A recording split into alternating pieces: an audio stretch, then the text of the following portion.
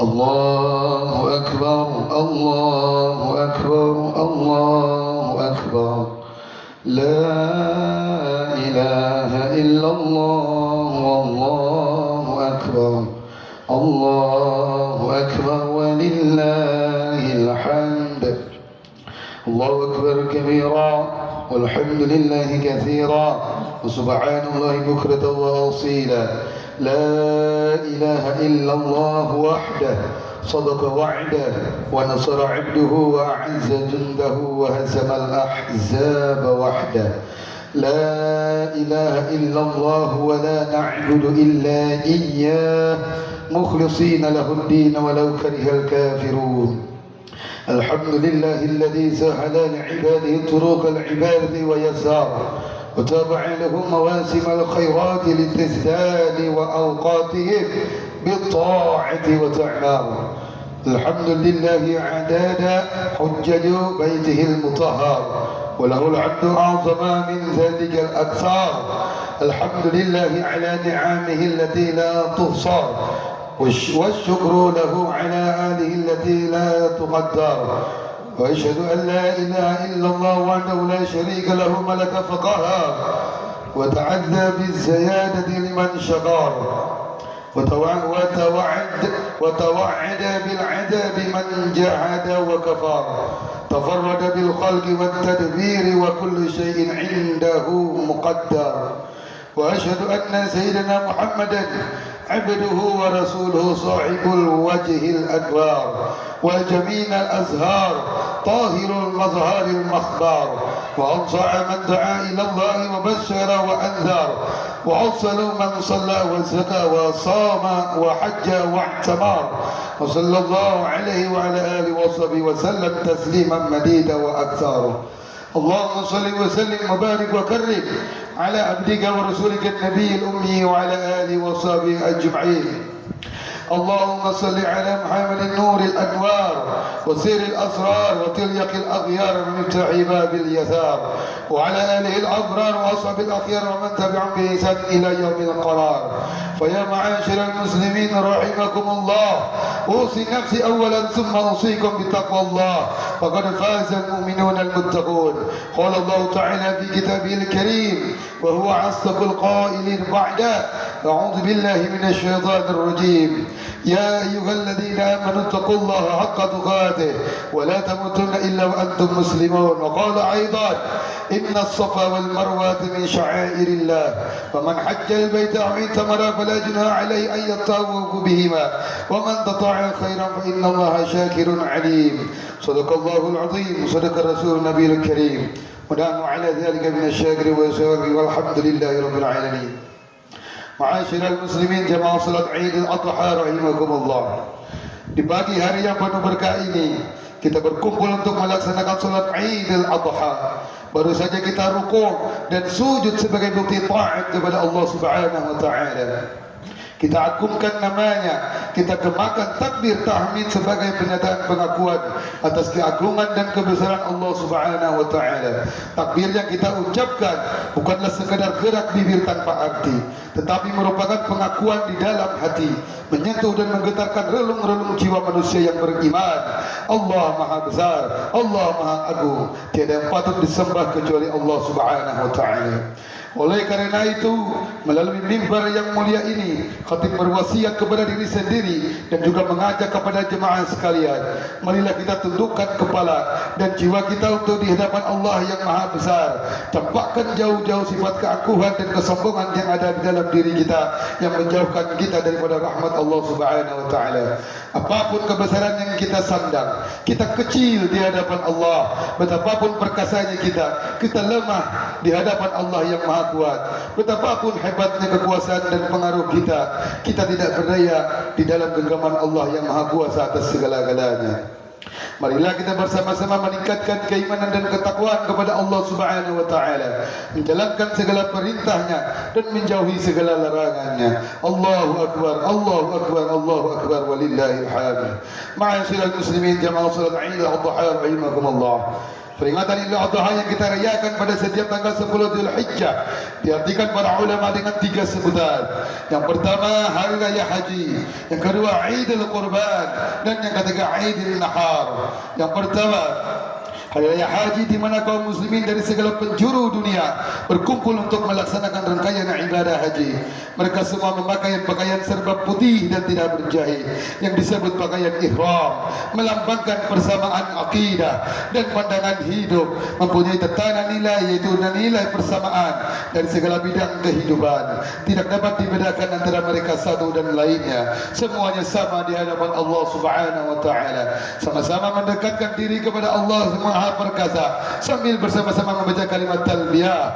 Labbaik Allahumma labbaik, labbaik la syarika lak labbaik, innal hamda wan ni'mata lak wal mulk la syarika lak. Yang kedua, Idul Adha juga dinamakan Idul Qurban karena merupakan hari raya yang mendekatkan arti berkorban. Arti kurban ialah memberikan sesuatu untuk menunjukkan kecintaan kepada orang lain. Orang lain itu bisa anak, orang tua, keluarga, saudara sebangsa dan setanah air. Adapun pengorbanan yang ditujukan kepada agama yang berarti untuk Allah, dan inilah pengorbanan yang paling tinggi nilainya di sisi Allah Subhanahu wa taala. Yang ketiga, Idul Adha yang kita peringati saat ini juga dinamai dengan Idul Nahar. Artinya hari raya menyembelih kurban binatang ternak. Sejarahnya adalah bermula dari ujian paling berat yang menimpa Nabiullah Ibrahim alaihissalam. Akibat kesabaran dan ketabahan Nabi Ibrahim alaihissalam dalam menghadapi ujian dan cobaan, Allah memberinya sebuah anugerah, sebuah gelar kehormatan, yaitu Khalilullah atau kekasih Allah. Allahu Akbar, Allahu Akbar, Allahu Akbar, walillahil hamd. Ma'asyiral muslimin jamaah salat Idul Adha rahimakumullah. Hari raya sejatinya bukanlah hari kegembiraan bagi sebagian orang. Pada hari raya semestinya kita berbahagia, bukanlah kebahagiaan orang-orang tertentu. Seharusnya kita semua bergembira, seharusnya kita semua berbahagia, karena hari raya sejatinya hari raya seluruh umat. Hari raya adalah kegembiraan umat Islam di seluruh dunia. Hari raya adalah kegembiraan bersama. Kurban yang mengiringi Idul Adha adalah bukti bahwa Islam menggariskan agar hari raya melahirkan kegembiraan bersama. Orang yang mampu berkurban, ia bagikan daging hewan kurban kepada sesama umat dan agama lain. Yang sebagian dari mereka mungkin hanya merasakan daging setahun sekali. Dengan itu kegembiraan akan merata, kegembiraan akan dirasakan oleh umat Islam. Dari titik ini kita dapat mengambil kesimpulan bahwa memenuhi kebutuhan orang yang membutuhkan dan mengembirakan mereka dengan daging kurban adalah sesuatu yang semestinya selalu mengiringi setiap momen hari raya Idul Adha. Hakikatnya hari raya adalah kegembiraan bersama, kasih sayang, empati dan berbagi kepada sesama. Allahu Akbar, Allahu Akbar, Allahu Akbar, walillahil hamd. Ma'asyiral muslimin jamaah salat Idul Adha rahimakumullah. Ibadah haji merupakan rukun Islam yang kelima. Karena masuk dalam rukun atau pilar, ibadah ini tentu bukan ibadah yang biasa. Ia wajib dilaksanakan oleh setiap umat Islam yang mampu. Kesempatan ini meliputi kemampuan fisik, kemampuan ekonomi dan juga keamanan. Dengan bahasa lain, ketika seorang sudah memiliki biaya yang mencukupi, kesehatan fisik yang memadai, dan kondisi aman yang memungkinkannya sampai ke tanah suci, maka ia wajib melaksanakan ibadah tersebut. Di dalam Al-Quran surah Ali Imran ayat 97 Allah Subhanahu wa taala berfirman, walillahi 'alan nasi 'ajjal baiti man istata'a ilaihi wasabila wa man kafara fa innallaha ghaniyyun 'anil 'alamin. Yang maksudnya mengerjakan haji adalah kewajiban manusia terhadap Allah, yaitu bagi orang-orang yang mampu mengadakan perjalanan ke Baitullah. Barang siapa mengingkari kewajiban haji, maka sesungguhnya Allah Maha Kaya dari semesta alam. Namun demikian, ibadah haji juga terkadang terkait dengan pengalaman spiritual masing-masing. Karena berapa banyak orang muslim yang kaya raya yang tak kunjung menunaikan ibadah haji, dan sebaliknya betapa banyak orang yang bergaji rendah justru diberi kemampuan untuk ibadah haji. Semangat dan pengalaman batin seseorang sangat berpengaruh terhadap berapa kuat niat berhaji itu tumbuh. Di dalam ibadah haji banyak sekali ritual atau manasik yang tak serta merta bisa ditangkap alasannya secara nalar. Jika kita diperintahkan untuk berpuasa di bulan Ramadan, Orang mungkin bisa menjelaskan secara rasional dari sudut pandang medis dan kesehatan. Demikian juga perintah zakat yang bisa ditemukan alasannya secara sosial dan ekonomi, yakni agar harta tidak hanya berputar pada segelintir orang. Tidak demikian dengan haji, rukun Islam yang kelima di dalam Islam ini. Syarat penuh ritual-ritual yang bisa dipahami dengan memposisikan sebagai simbol-simbol yang penuh makna. Yang pertama, yang bisa dimaknai adalah makna tauhid. Makna ini tersirat dalam posisi Ka'bah sebagai sentral kedatangan para jemaah dari berbagai belahan penjuru dunia. Jutaan orang dari berbagai penjuru dunia dan bangsa berkumpul dalam satu pusat tanpa dibedakan bahwa satu daerah lebih utama dibandingkan daerah lainnya. Ini adalah simbol bahwa tujuan dari keseluruhan hidup itu adalah satu, yakni Allah Subhanahu wa taala. Penjulukan Ka'bah sebagai Baitullah atau rumah Allah harus dipahami dalam makna tersebut. Bukan Allah bersemayam di dalam Ka'bah, melainkan simbol persatuan umat Islam dari seluruh penjuru dunia. Begitupun Hajar Aswad yang terletak di sudut timur laut Ka'bah, kedudukan yang mulia hingga orang-orang tersebut, orang-orang berebut menyentuh dan menciumnya. Tidak boleh sampai membuat mereka menyembahnya. Anjuran mencium dan menyentuh Hajar Aswad muncul sekedar karena mengikuti sunnah Nabi Muhammad sallallahu alaihi wasallam. Sebagaimana dikatakan oleh Sayyidina Umar bin Al-Khattab radhiyallahu anhu, "Inni a'lamu annaka al-hajar la tadurru wa la tanfa' walau la anni ra'aitu an-nabiy sallallahu alaihi wasallam yuqabbiluka ma qabbaltu." Yang maksudnya, sungguh aku tahu engkau hanyalah batu, tidak bisa mendatangkan bahaya ataupun manfaat apapun. Andai saja aku ini tidak pernah sekalipun melihat Rasulullah sallallahu alaihi wasallam menciummu, aku pun enggan menciummu. Hadis riwayat Bukhari. Allahu akbar, Allahu akbar, Allahu akbar, walillahil hamd. Ma'asyiral muslimin jamaah salat Id Adha rahimakumullah. Yang kedua adalah makna kemanusiaan. Pakaian ihram yang dikenakan orang saat-saat memulai ibadah haji adalah simbol kesamaan dan kesetaraan semua manusia. Dalam ihram tersebut, pakaian dianjurkan berwarna putih bagi jamaah laki-laki, bahkan harus meninggalkan semua pakaian yang berjahit dan menggantinya dengan pakaian hanya dua helai kain saja. Kaum laki-laki dilarang menggunakan topi ataupun peci, sedangkan jemaah perempuan dilarang menggunakan cadar.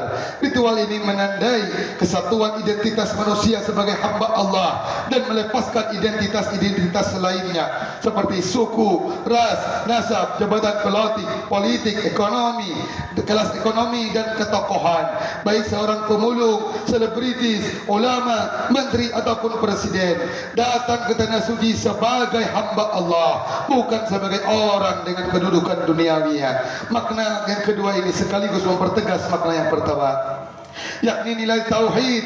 Konsekuensi dari menjunjung tinggi tauhid adalah mengakui bahwa tidak ada yang lebih dimuliakan selain Allah. Manusia pada hakikatnya berada dalam kesetaraan. Standar kedudukannya hanya bisa dinilai dari sudut pandang Allah melalui ketingkatan ketakwaannya. Manusia paling mulia adalah mereka yang paling takwa kepada Allah Subhanahu wa taala.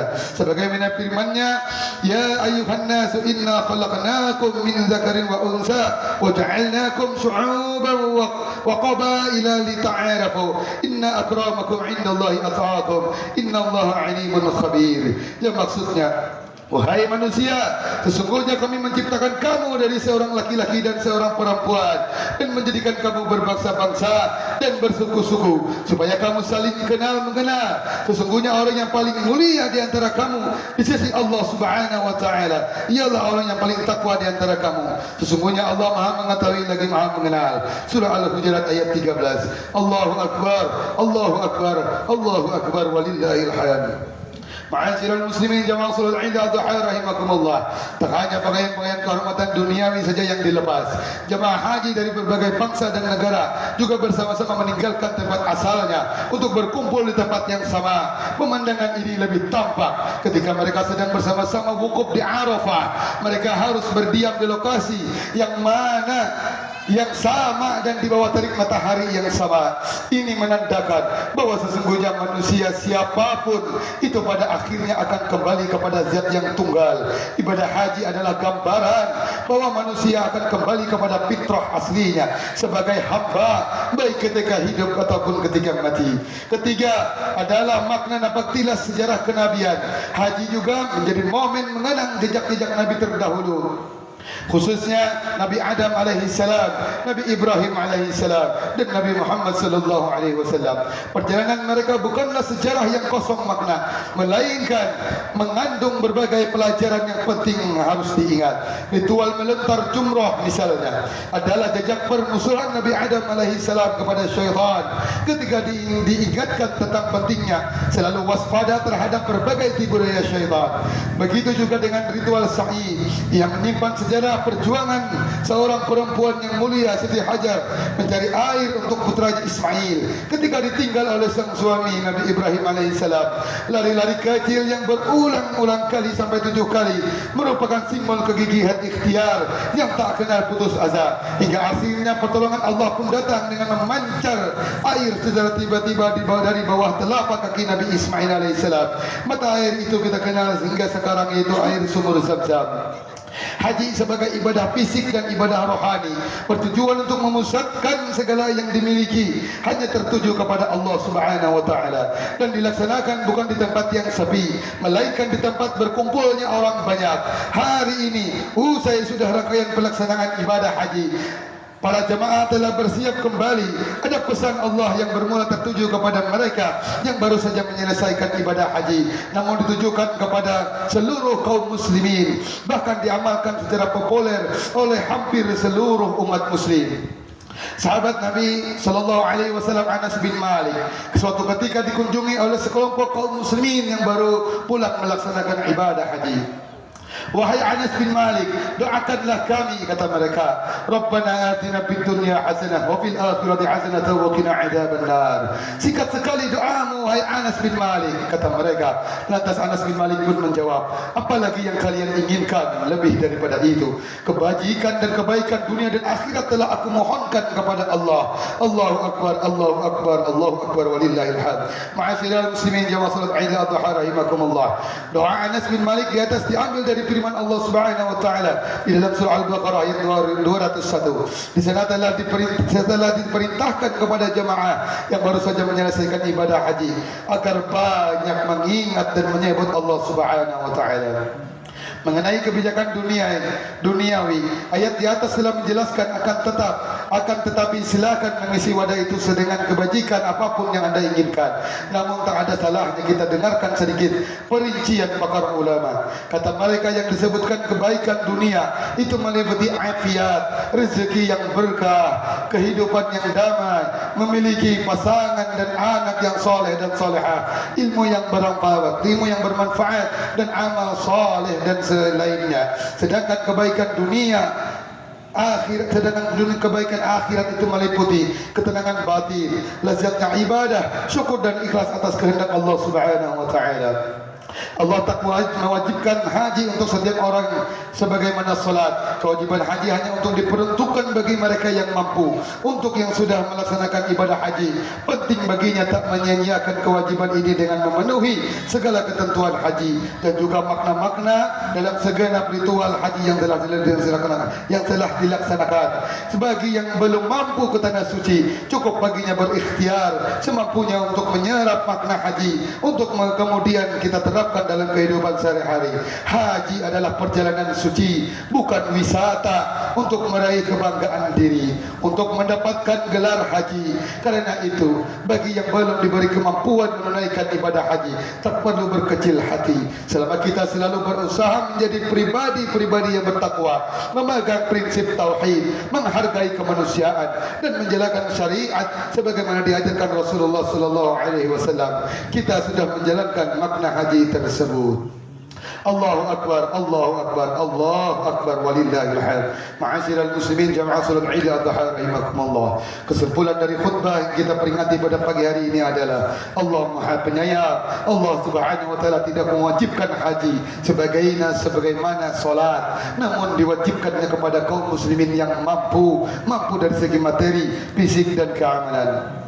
Pengorbanan Nabi Ibrahim alaihissalam yang paling besar adalah dalam sejarah umat manusia itu adalah membuat Nabi Ibrahim menjadi seorang Nabi dan Rasul yang besar. Dari sejarahnya itu maka lahirlah kota Mekah dan Ka'bah sebagai kiblat umat Islam di seluruh dunia, dengan air Zam-Zam yang tidak pernah kering sejak ribuan tahun yang silam, sekalipun setiap harinya dikuras berjuta-juta liter, sebagai tonggak jasa seorang wanita yang paling sabar dan tabah, yaitu Siti Hajar dan putranya Nabi Ismail alaihissalam. Berkat pengorbanan keluarga Nabi Ibrahim, Allah jadikan seluruh rangkaian ibadah haji dan kurban semua lahir dari kisah kehidupan Nabi Ibrahim alaihissalam. Hikmah yang dapat kita ambil dari pelaksanaan Idul Adha, bahwa hakikat manusia adalah sama, yang membedakan hanyalah takwanya di hadapan Allah Subhanahu wa taala. Dan bagi yang menunaikan ibadah haji pada saat wukuf di Arafah memberikan gambaran bahwa kelak manusia akan dikumpulkan di padang mahsyar dan dimintai pertanggungjawaban. Mudah-mudahan setelah dari pelaksanaan Idul Adha ini Allah ampuni segala dosa dan kesalahan kita, Allah kabulkan segala hajat-hajat kita, dan Allah mudahkan segala urusan-urusan kita, dan Allah selamatkan kita dan keluarga kita di dunia sampai di akhirat kelak. Amin ya Allah ya rabbal alamin. Alhamdulillah, asyhadu an la ilaha illallah wa asyhadu anna Muhammadar Rasulullah. Wassalatu wassalamu ala Rasulillah sayyidina Muhammad ibn Abdillah wa ala alihi wa sahbihi wa mawalah. أوصي نفسي أولا ثم أوصيكم بتقوى الله وإذا قرئ القرآن فاستمعوا له وأنصتوا لعلكم ترحمون. أعوذ بالله من الشيطان الرجيم. إنا أعطيناك الكوثر فصل لربك وانحر إن شانئك هو الأبتر. بارك الله لي ولكم في القرآن العظيم ونفعني وإياكم بما فيه من الآية والذكر الحكيم. قولوا قولي هذا واستغفر الله العظيم لي ولكم وتقبل مني ومنكم تلاوته إنه هو الغفور الرحيم. وقل رب اغفر وارحم وأنت خير الراحمين.